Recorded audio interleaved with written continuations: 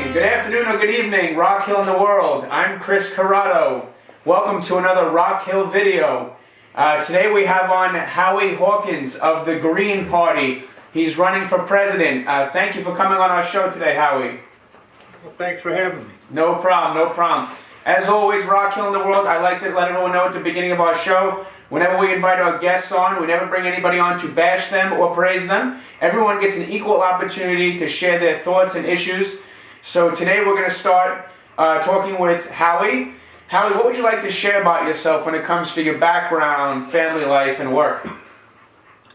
Well, I'm a retired Teamster. Before that, I worked in construction, but that was to pay the bills. I've really been an activist and organizer since the 1960s. I got involved as a teenager in the San Francisco Bay Area.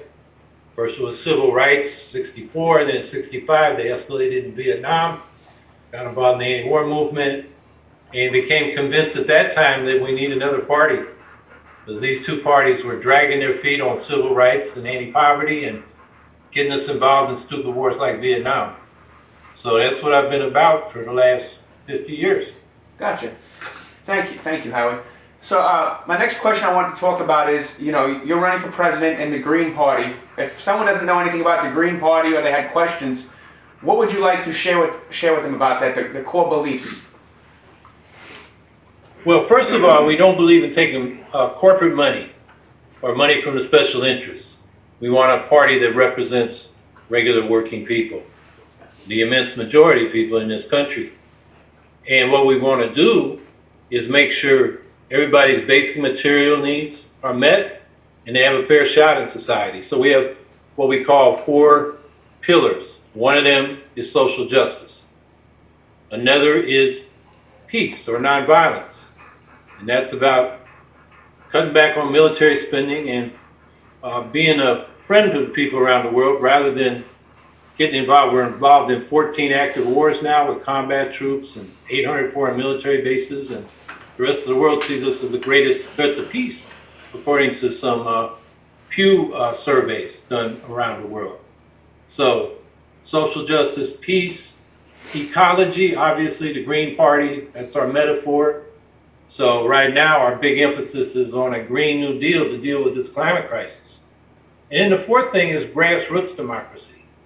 We don't just want better representation, we want to restructure our political and economic institutions so people can participate in the decisions that affect them on a regular basis, not just at elections that are periodic. So that means citizen assemblies like New England town meetings in our neighborhoods that have a say on how city budgets are allocated and what our representatives to the city council do. And the same thing on the economic side. We prefer worker co-ops where we get to elect the board, or if it's smaller, we get to make the decisions directly, and we get to keep the full fruit of our labor instead of getting a fixed wage and letting the owners of the business take all that extra value we created. So those are the 4 pillars: ecology, grassroots democracy, social justice, and peace. Gotcha. Thank you, Howie. Howie, is there anything else you'd like to share that you're currently working on? Well, I've been running my campaign around 3 life or death issues. One of them is the climate emergency, and that's where we're talking about a Green New Deal to get to 0 to negative greenhouse gas emissions and 100% clean energy by 2030. The second life or death issue is the growing inequality. I mean, we're in a situation now after 45 years of stagnant wages and growing inequality that working class life expectancies are in decline. So we want an economic bill of rights that includes a job guarantee. If you're willing and able to work, there's a public job for you if there's not work in the private sector. A guaranteed income above poverty, affordable housing, Medicare for all, lifelong public education from childcare and pre-K through post-secondary college and trade school, and then a secure retirement. We want to double Social Security benefits so every senior is living above the poverty line. And the third issue is the one that none of the major parties are talking about, none of their leadership, none of their presidential candidates, and that's this new nuclear arms race. The Bulletin of the Atomic Scientist has their doomsday clock the closest it's ever been to midnight, because we started a nuclear modernization program under Obama, continued under Trump, and it's destabilized the nuclear balance of power. Russia and China have followed suit. So we're calling for peace initiatives. 75% cut in military spending, withdrawal from these overseas endless wars, pledging no first use of nuclear weapons, disarming to a minimum credible deterrent, and then going to the other nuclear powers and saying, we want complete and mutual disarmament because these weapons should never be used, because if they are, we're all done for. And we can go there with world public opinion. 3 years ago, 122 nations agreed to the text of a new treaty on the prohibition of nuclear weapons. The International Campaign for the Abolition of Nuclear Weapons got the Nobel Peace Prize for that. And hardly anybody in this country knows that. So we think that should be a top campaign issue, and we're trying to make it one. Okay, thank you, Howie. Back in March of this year, we started learning more about coronavirus, specifically COVID-19. And everyone has their thoughts and opinions on it. Some feel, it's not that big of a deal, and then some feel it's definitely a global pandemic. We've heard everything, as far as how severe it is. What do you think about it, and how would you have handled it differently? Well, it's very severe. We're approaching 200,000 deaths. The latest epidemiological study out of the University of Washington says that could double by the election. 400,000 people dead. That's more than all the wars we've fought since World War II. And so it's very serious. And what should have been done, Trump could have been the hero of this thing. Instead, he walked away. He let COVID win. He's a loser. But he could have followed the public health officials' advice, which was, we got to test people, we got to contact trace those that are infected, so other people in touch with them, we can find out, well, first isolate them, and if they don't become infected, they can come back out. But in other words, that's how you suppress the virus, like they've done all across the Pacific Rim, from New Zealand to South Korea and across Europe. And we suppress the community virus and go back to work and to school safely. Instead, we got 4% of the world's population and 25% of the COVID deaths in the world. It's a total failure. And, I think Trump has been totally incompetent. Doesn't seem like he cares. But where's Biden been? He lives within commuter distance of the White House press corps. He could have been convening news conferences like, say, Andrew Cuomo did in New York early in the pandemic, and been saying we need a test, trace, and quarantine program. And while he's got their attention, there are many other issues like defending the Postal Service or demanding that unemployed workers get that $500 or $600 federal supplement to their uninsurance benefit. Instead, he sort of just sat back and let Trump hang himself with his own words. But that's not providing leadership in the midst of a crisis. So in a way, that makes him complicit in all those deaths. So, I'm really upset. I think that we got the two governing parties in this country are presiding over a failed state. You go around the world, countries like Burundi and Thailand figured out how to suppress the virus. And we haven't figured that out yet. It's just incredible. Thank you, Howard. Next question is, while we've been fighting COVID-19, we've seen a racial tension. We see it every day on the news. There's a lot going on. How do you feel your party would improve race relations? Well, the issue is not just relations. The issue is racial oppression. And the immediate issue is police brutality. And so we say we need community control of the police. We can't let them police themselves, because that enables them to get away with their crimes, assaults, sometimes killings, and rackets like civil asset forfeiture. So we want community control. Police commissions that are either elected by the public or better, selected by lot like juries. So they really represent the community, and they hire and fire the police chief, set the policies, and independently do the investigation and discipline of officers for misconduct.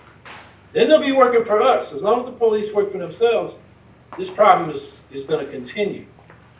And then they talk about defunding the police, which means redirecting a significant portion of police department budgets to services that the police are asked to police rather than solve the problem, like a vagrancy ticket for the homeless instead of a home, or a criminal drug charge instead of drug treatment for the addicted. The problem is there's not enough money in the police departments to provide those services. It's got to be provided federally. So we're calling for basically a Marshall Plan for our cities and our other communities that are impoverished. So these are communities that have been segregated, discriminated, and exploited for generations. So we need to invest in the housing and businesses and jobs and schools and healthcare to bring these communities up. And that will help reduce the crime and violence that concentrates where you have concentrated poverty. The other thing we want to do is end the war on drugs. I mean, drug abuse should be a health problem, not a criminal problem. So we want to legalize, tax, and regulate marijuana like we do with alcohol and tobacco, which are more harmful drugs. And then the hard drugs like heroin and cocaine, we decriminalize them like they did in Portugal in 2001. So instead of a criminal charge, you get an appearance ticket. And you show up at a hearing with a doctor, a social worker, and a lawyer, and they look at your situation and see how they could help. Maybe you need drug treatment because you're addicted. Maybe you need counseling because you're using the drugs to cope with some other problem. Maybe you need a job to just stabilize your life and get out of the drug life. And over the course of this program, deaths from overdoses and HIV spread have been radically reduced. Hardly have any street crime, and actually less people now use the hard drugs than before. So that's another thing, because the police, a lot of what they do is enforce drug laws, which shouldn't be a criminal issue, it should be a health issue. Thank you. Something else we've been hearing a lot more, fairly new, that I've been seeing on the news a lot more, is about mail-in voting. Of course, once again, we have two totally different opinions. Some feel it would be a huge manipulation in the voting process. Some feel it won't be that big of a deal. What are your thoughts? There's states that do nothing but mail-in ballots. You know, we've been doing absentee ballots forever. The idea that we can't do that is absurd. I think Trump's ginning that up because he's afraid he's going to lose the election, and he wants to question the legitimacy and maybe resist a peaceful transfer of power. That's the real danger here. Now, the problem also is that for the states to be able to afford everybody a mail-in ballot option so they don't have to go to the polls in this pandemic, they need money, and that money's not been forthcoming from Congress. And that is a problem. So I think mail-in ballots, an option is a good idea. I still think we need polling places. I plan to vote on election day at my polling place, but everybody should have that mail-in ballot option. And we just need to get the money to the states, and it's getting real late to do it. Gotcha. Thank you. Every election season, one of the main things we hear about is the economy and how each candidate is going to improve the economy. How would you improve the economy? Public investment. Right now, both Trump and Biden are counting solely on private enterprise to pull us out of this deep hole that we're now in because of the coronavirus pandemic. Consumer demand is down because so many people are unemployed, and others worried about their situation or holding on to their money. With demand down, businesses that might invest and create jobs are holding back. It's too risky. And all we get from Trump and Biden is tax breaks, tax credits, subsidies, incentives for the business class to invest. But because it's too risky to invest, they take their money and they buy back their stocks. They invest in financial securities, which rearranges who owns the productive assets we got, doesn't create any new ones or employ any new people. So the way to get the economy going is by public investment. And that's our Green New Deal. Our Green New Deal is a $27.5 trillion 10-year program to convert all our productive systems to clean energy. Not just the energy production, but manufacturing, agriculture, transportation, and buildings. Massive job. We'll create over 30 million jobs. And we need that now for economic recovery as well as climate protection. And the key there is doing it through the public sector. We did a little bit of that during the New Deal. Works Progress Administration put people to work, building infrastructure or providing services. Or even, they took cultural workers. Artists did murals. Playwrights wrote plays and actors performed them for the public benefit. We can do all of these things to get people to work, and that gets money flowing in the economy, gets consumer demand up, but it starts with the investment.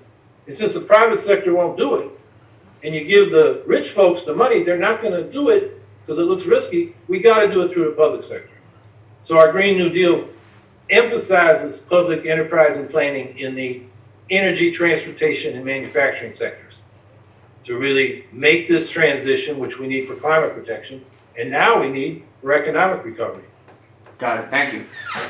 You briefly touched on, I believe, Medicare for all. Is that how you would make healthcare more affordable in this country? Is that the plan? Yeah, it's much more efficient use of healthcare dollars. It all goes through the public sector. We're going to have to pay taxes for that. But we already pay taxes for the Medicare we got for people 65 and older, for Medicaid for low-income people, and some other public health programs, like for members of the military, and there's another program for American Indians and so forth. You put that private spending on premiums, co-pays, deductibles, and out-of-pocket expenses together with your taxes, that costs more to us than if we just had a single public payer. So that's what we want to do, and cover everybody and make it improved Medicare. Right now, I'm on Medicare now. I got to pay a premium every month. When I go to the doctor, I get co-pays. We want this free at the point of service. So you just go in and get the health care you need, and you pay your taxes and the whole system's paid for. So it would also cover all medically necessary services. Medicare doesn't cover vision or hearing or a number of other things. I got a foot problem it doesn't cover. It used to, and then they stopped. So we say all medically necessary services, and we can do this for less money than the mixed system we have now. Because right now, about a third of our healthcare dollar goes to administering this complex system with hundreds of insurance plans. You go to the doctor, every doctor needs a couple people just to figure out what your plan is the service or the treatment that we're talking about covered. And then they got to bill the insurance company. The insurance company looks at that and they don't want to pay it because the less they pay, the more profits they get. So they haggle back and forth. It's an enormous bureaucracy that we don't need. Single payer, Medicare for all would be much more efficient. Thank you. Another hot button we hear about every election season and even throughout the course of the year is everyone's stance on firearms, like what we should do to prevent shootings, what type of guns we should be able to have and not be able to have. What would you like to share about that? Well, to prevent shootings and killings, and we're off the charts compared to other countries, and that is rooted in social problems we have. We got to end poverty, and we've got to have a cultural transition. We got, too many macho males out there thinking they're going to solve problems with guns, or they get frustrated. We also have a high suicide rate. Why are so many people so depressed? I think it's partly to do with people have disappointed economic prospects. They call them deaths of despair. There are people dying from drug overdoses, but also, suicides with guns. So I think we got to address those social roots of violence. As far as people having guns, I think we can work within the Heller framework of the Supreme Court. You have a right to personal firearms if you're law-abiding, but the public has a right to regulate them in the interest of public safety. So then it gets down to the details. And, I believe we should have universal background checks. I have no problem with gun safety requirements in terms of storing it, or maybe getting training before you possess your firearm, or maybe a cooling off period for a handgun so that, some people buy the gun and want to go use it right now on somebody. And with a cooling off period, that might prevent some of those. I'm willing to entertain all those things. And also, I'm a former Marine. I know what a military assault rifle can do, and we've seen too many cases where they kill a lot of people real quick. They're not needed for self-defense, and they're not needed for hunting. They're not needed for sport shooting. I mean, you could have them at ranges where people get the thrill of shooting a, semi-automatic weapon, but I want to have a buyback program for the military assault weapons because they're a real danger on the streets. And they're weapons of war. They're not things that we should have. You know, we don't let people have bazookas, you know, or artillery, or, you know, mortars. So I don't think we should let them have military assault rifles either. But, you know, rifles, shotguns, pistols, that's fine. As long as they're law-abiding. Got it.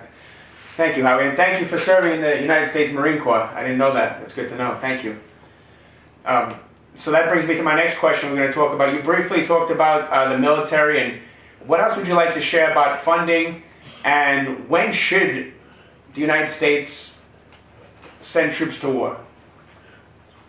Well, for our own defense of our own territory, and in alliance with other countries, preferably through the UN, to stop aggression and genocide. I think those are the conditions under which we should do it. But we got to be careful there, because every imperial power has intervened saying they were doing it for humanitarian reasons. When Hitler went into Czechoslovakia, he said he was going in to protect the German-speaking people living in Czechoslovakia. So, I mean, when there really is a threat, not a pretext. So I think that's what we need. What the military we got now is much bigger than we need to do that. I think, you know, we're talking about 75% cut, we will still have the world's largest military and plenty to defend ourselves. And I mean, the United States is naturally well protected. You know, China's not coming across here on boats. Russia's not going to, you know, sail, you know, out of the Black Sea and through all those passes to come here and invade us. Mexico's not going to invade us. Canada's not going to invade us. We're in a pretty good geopolitical situation for our own country. The problem is our foreign policy elites are our corporate elites. And they deploy us overseas to protect the profits of US-based global corporations. And that's not protecting our security as people in the United States. That's about their special interests. So I think we need a different orientation for our foreign policy. Instead of being the world's global military empire, why don't we be the world's humanitarian superpower and help the global south, for example, leap out of the 19th century fossil fuel age into the 21st century solar age, like we should be doing, and make friends around the world instead of enemies. I think that would do more to promote peace and security than this, military, that the first thought when we don't agree with what a country's doing is to impose economic sanctions, which is aggressive, and then, saber rattle at them, even if we don't invade them. But we've invaded a lot of countries in the last few decades. Excellent. Thank you, Howie. Next question is, and I'm sure you've heard this so many times, it's crazy. People will say, voting third party, that's just a waste, and if you vote for him, you're voting for this guy, and on both sides of the thing. What would you say, why should Americans start voting third party, or at least consider it? Well, if you're a progressive, or anybody that supports Medicare for all, and a Green New Deal, and taxing the rich to fund our human needs and environmental protection, and you want tuition-free public college, and those kind of reforms, I'm for those things. Joe Biden and Donald Trump are not. So if you're a progressive thinking you got to vote for Biden to stop Trump, what you're doing is wasting your vote. You're silencing your voice. You're getting lost in the sauce, because you vote for Biden, they're not going to know you want Medicare for all. You voted for Biden, who's opposed to Medicare for all. And the problem for the left, the progressive left, is that if we just keep giving the Democrats our votes all the time, they're going to take us for granted, which they've been doing. And they chase the Republicans further and further to the right. So we need an independent left in this country so we can put these proposals forward, not just in primaries, but right through to the general election.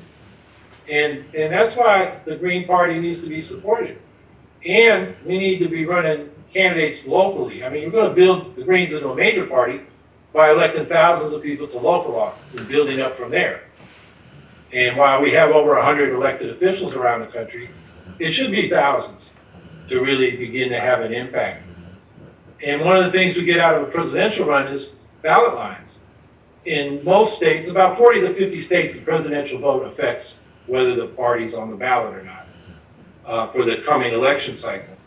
And it's usually 1, 2, or 3%. Some states it's 5%. A couple it's 20%, which is very difficult. New Mexico's 0.5%. So that's one of the objectives of our campaign, is to secure more ballot lines. So it's much more easier for our candidates to run. It's a lot harder if you don't have a ballot line. You want to run for Congress in this country, in most states it takes thousands of signatures. And you end up spending all your time getting signatures instead of running a campaign. You want to run for the House of Commons in the United Kingdom, it takes 10 signatures. You want to run for the Parliament in New Zealand, it's 2 signatures. Australia's 50, Canada's 100. Here we're thousands. And that's a big problem. I mean, we suppress third parties. And so anyway, people should vote for the Green Party so we get ballot lines so we can run our local candidates in the next election. Thank you. I just want to say it's definitely an honor to have you on this show. Definitely want to give you an opportunity to share your thoughts. How would you say the mainstream media, have they given you a fair shot when it comes to getting time to share your thoughts and what you'd like to do? They have not. I mean, we've been pretty much totally blanked out in the cable networks and the TV networks. And we get some mentions now and again in the Washington Post and some of the other papers, but it's not part of the main campaign narrative, which makes it difficult for us. Ballot access is tough. We're in court right now in several states just trying to defend our petitions. But an even bigger obstacle is to get heard. And I think, we bring something that ought to be discussed. The Green New Deal. The Democrats took our slogan. It's been our signature issue for a decade. I was the first candidate in this country to run on it in 2010 when I was running for governor in New York. And at the end of 2018, the Democrats took the slogan. They diluted the content, and now they buried it. AOC does not have a Green New Deal plan like we do. And Biden and the Democratic Convention never uttered those 3 words, Green New Deal. And meanwhile, the most recent International Panel on Climate Change report on how we stay below 1.5 degree rise in temperature Celsius said we have 420 gigatons carbon we can release before we blast past that temperature threshold, which is a threshold of dangerous climate change. And we're emitting 42 gigatons carbon per year. It's been 2 years since that report. We're 8 years from blasting through that budget. And of course, Trump calls climate change a hoax, but you look at the Democratic platform and they're acting like it's a hoax. So we ought to be part of the debate. And, let people see our plan to deal with this climate crisis, what the Green New Deal is about. And unfortunately, I mentioned the nuclear arms race, that's not even being talked about. Even though these treaties are falling away, the last bilateral treaty between the United States and Russia concerning strategic arms expires next February 5th. I haven't heard Biden or Trump address that. I haven't heard the corporate media ask them about it. We've got a real problem here. The life or death issues we face, they're not being solved by the 2 major parties, and they're not being discussed in this election. And it's a shame. Thank you. If you could get on a debate and go against Biden and Trump, what would you tell them? Well, I guess I'd ask Trump, when's Mexico going to pay for your stupid wall? And maybe how are your bone spurs doing, you chicken hawk? And Biden, I would say, why the hell are you going backwards on the climate policy? The policy this year is worse than it was in 2016, which was totally inadequate. And you want to bring back nuclear power. Nuclear power costs 2 to 3 times more than most forms of solar and wind energy. And Joe, you were part of the Obama administration when you subsidized with loan guarantees the first 6 nukes we tried to build in this country since the 1970s. First 6 ordered. And already, even with the subsidies, 4 of them have been shut down for cost overruns and construction delays. And the only 2 still being built in Vocal, Georgia, are because, what's his name? What's the governor's name? Kemp. who was Secretary of State, suppressed a lot of black votes and stole the election from Stacey Abrams. And Kemp represents Georgia Power, which is owned by the Southern Company. So they're squeezing Georgia ratepayers to pay for this nuke, which is suffering enormous cost overruns and construction delays.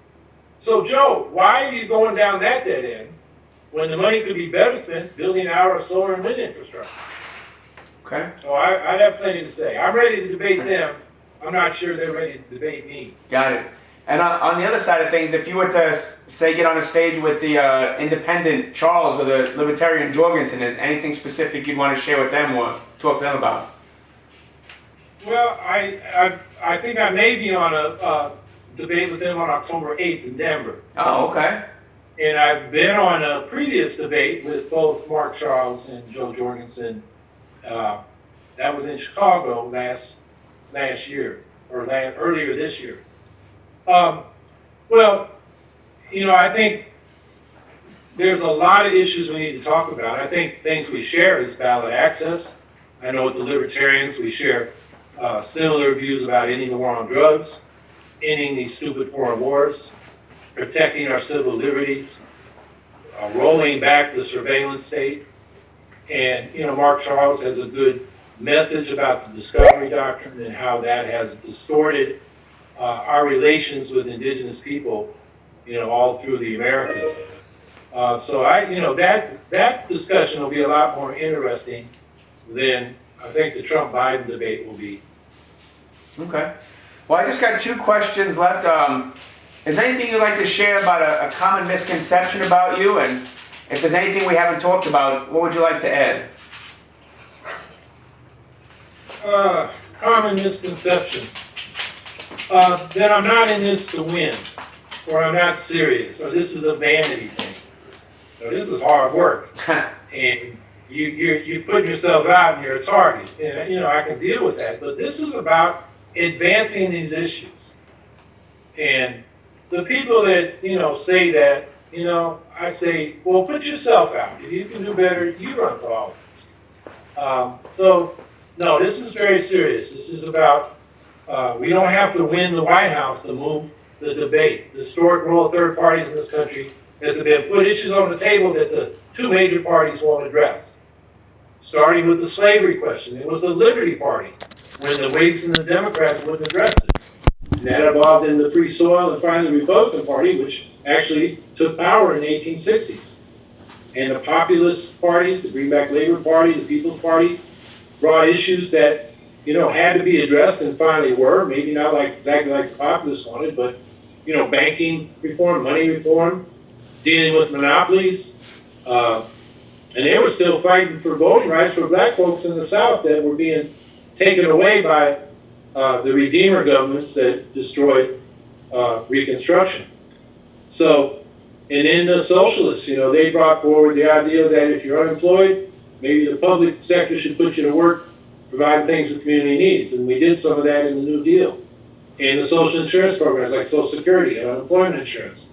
The socialists got that into the debate. So we've been doing that throughout our history, and that's why this is serious. You know, we can move the ball down the football field even if we don't score the touchdown. We'll get some first downs.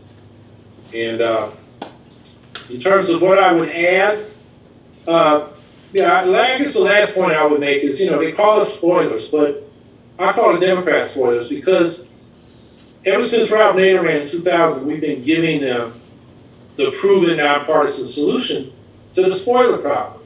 And that is to replace the Electoral College with a national popular vote using ranked choice voting. And they haven't embraced that. You know, the reason they lost to Republicans in 2000 and 2016 was suppression of the black vote. Big time in Florida in 2000, in key places like Detroit in 2016. And then the next thing is the Electoral College. Bush and Trump lost the popular vote. It was the Electoral College they put in there. The Greens didn't suppress the black vote. We didn't install the Electoral College. We've been giving them the answer. So that's another issue that ought to be debated. And I think it's an idea whose time has come. We now have 23 cities and counties that use ranked choice voting. The state of Maine now uses it for all its elections. including this presidential election, their electoral voters will be allocated by a ranked choice vote.